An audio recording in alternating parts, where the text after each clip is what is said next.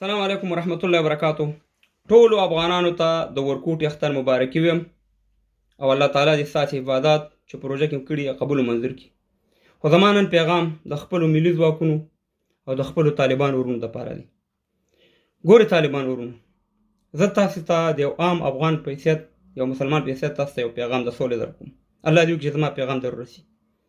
زه یو عام سړی، یو دهقان سړی، یو بېسواده سړی، یو مزدورکاره سړی یم، خو زړه مې درک کوي په وطن وانې، په تاسې وانې، په خپلو افغانانو ملي اردو که هم ولسي. خدای راسي کې مې د دې نه بل شی مطلب کی. او زه تاسې ته دا یو خبره کوم چې جهاد هم وکړو، دا خپل جهاد هم نور بېادبي په غولو مه لړئ. زه د تجربې نه تاسو ته یو خبره کوم چې په افغانستان کې څه ما لیدلي، هغه په حساب تاسو ته دا خبره کوم. تاسې جهاد وکړو، د امریکایانو سره قصه ختمه شوه. همدغه شان دي، همدغه غلطیانې چې کوم غلطیانې تاسې اوس کوئ، همدغه غلطیانې مجاهدینو هم وکړي. د روسانو په خلاف باندې یو صحیح جهاد وکړو، مګر نن هر یو افغان په هغه مجاهدینو ته کنځل کوي چې هغې یو غټه قرباني د روسانو په خلاف ورکړي.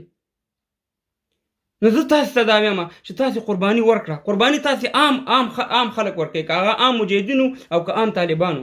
تر څو پورې به تاسې ټوپکې اچولې په سنګرونو کې به ناست استئ. تاسې خویندې، میندې، ورونه، فامیل لرئ، همداسې ملي اردو والا، همداسې عام ولس په خپلو مشرانو باندې فشار راوړئ چې بس دی، موږ د امریکایانو سره جنګ وو او بس ختم شو، نور دا زموږ د کلمې ورونه زموږ افغانان دي. د ضد بازۍ نه تېرېږئ. ګوره زه تاسې ته یو خبره کوم، په تاسې باندې به دا خبره بده ولګي، په ځان یې بده مه لګوئ. په خدای یقین وکړه چې کوم بنډل ډالر راځي چې هغه 3 تقسیمه کېږي، یو تقسیم کابل ته راځي، یو تقسیم قطر ته ځي، یو بل تقسیم اسلام آباد ته راځي. بس یا نور په دې خبره زما پوه شئ. موږ ډېر مشکلات لرو په افغانستان کې. موږ نشو کولی چې ټول هر شی په خپل لاس کې او په خپل قدرت کې والو. دا یو وړه خبره ده کوم چې نن امریکایان خارجیان ووایي چې په افغانستان کې به تیاره بندې، تیاره به نه دي او نه به ترې اوچتېږي. څوک بیا څه وکړي؟ نو موږ ورونه یو. تاسې زموږ ورونه هستئ. باید د دې په دې وحشت باندې باید نور تېر شو. دې وحشت نه کوم وحشت چې طالبان راځي ملي اردو پوسته باندې حمله کوي، هغه وژني، او بیا ملي اردو والا راځي طالبان وژني او ولس پکې وژل کېږي. دغه وحشت باندې باید موږ او تاسې نور فکر او سوچ وکړو. دغه عام افغانان، نور موږ او تاسې ټول مسلمانان یو. د خدای په لحاظ باندې د دنیا مزې کوي، د ژوند نه خوند واغستو. موږ ټوپکې غاړې ته اچولي، 43 کاله شو ډزم شروع کړی دی. نو نور د فای ټکی ورته کېدی. په خپلو مشرانو باندې فشار راوړئ. دا مشران ستاسې روغه نه کوي.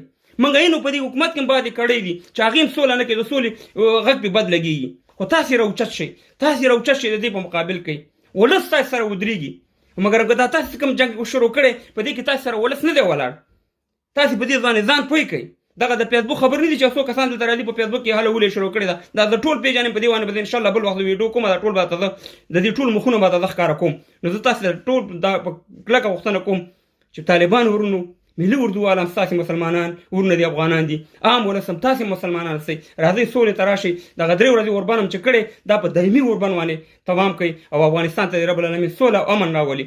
زما قسم دی که بل مقصد یې په تاسې مې مړه خوږېږي، په ملي اردو والا باندې، په عام ولس باندې، ځکه دغه وطن بچی مسلمان یم، افغان یم.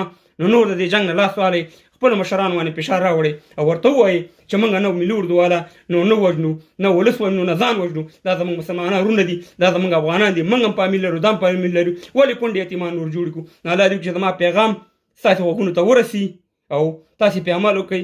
په الله سپارمه او الله تعالی دې د ورکوټ اختر نه واله تر غټ اختر پورې په افغانستان کې دایمي سوله امن راولي. د خدای په امان دا پیغام مخکې شیر